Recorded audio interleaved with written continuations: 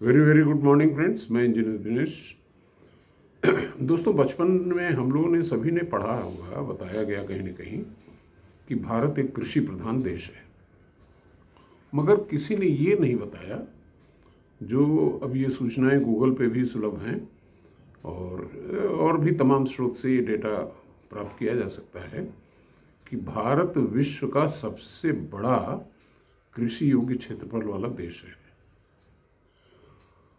और अगर हम देखा जाए कि हमारे देश में खेती कितनी हुई गत सालों में, तो 190 मिलियन हेक्टेयर हम लोगों ने खेती की क्षेत्र में। और वहीं चाइना जो है 166 मिलियन हेक्टेयर में किया खेती उसने। Of course China is much below और टोटल एरेबल लैंड।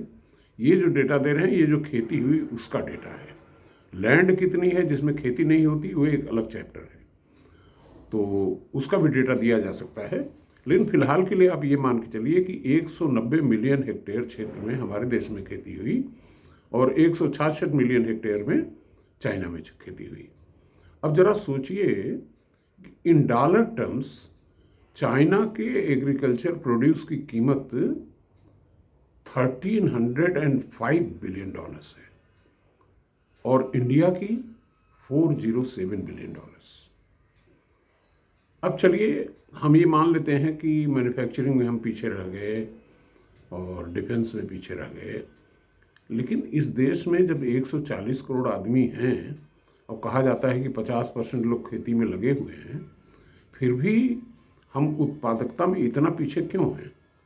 हमारे जो कृषि वैज्ञानिक हैं और जो हम इतनी सारी सुविधाएं किसानों को दे रहे हैं, उसके बावजूद हमारी स्थिति ये है कि having more area under cultivation than China, और हमारी ज़मीनें भी बेहतर हैं उनसे, हमारी सिंचाई की सुविधा भी हैं, फिर भी हम इतना पीछे क्यों हैं? इस पर विचार करने की ज़रूरत है।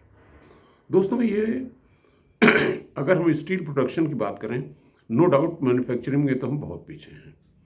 आजकल सोशल मीडिया पे, कोरा पे, सब जगह ये छाया हुआ है कि कंप्यूटर साइंस में इंजीनियरिंग कर लो नौकरी पक्की है, या आर्टिफिशियल इंटेलिजेंस में कर लो नौकरी पक्की है। अरे भाई, ये मैन्युफैक्चरिंग और एग्रीकल्चर और इंफ्रास्ट्रक्चर, इसमें तो हमें मैकेनिकल इंजीनियर्स की, सिविल इंजीनियर्स की ज़रूरत है। वो कोई पढ़ेगा ही नहीं, सब लोग नौकरी के हिसाब से पढ़ेंगे। तो सवाल इस बात का है कि जहाँ पे हम इतना सारा प्रोडक्शन में लैग कर रहे हैं, इतना सारा हमको टेक्नोलॉजी का समावेश करना है, उस क्षेत्र में हमारे इंजीनियर्स क्यों नहीं आगे आ रहे हैं, या कृषि वैज्ञानिक क्यों नहीं आगे आ रहे हैं? सब के सब ज़्यादातर लोग जो कुछ करने लायक हैं, वो सब के सब सिविल सर्विसेज के एग्ज़ाम में लगे हुए हैं, जहाँ पे सक्सेस रेशियो इतना कम है कि वहाँ पे हम अपनी एनर्जी खपा रहे हैं। लेकिन मैन्युफैक्चरिंग, एग्रीकल्चर, इन क्षेत्रों की तरफ किसी का ध्यान नहीं है। जहाँ पे स्कोप है उसमें कोई जाना नहीं चाहता है। सब लोग अपनी व्यक्तिगत नौकरी की ही तलाश में रहेंगे अगर, तो फिर देश कैसे तरक्की करेगा? Thank you.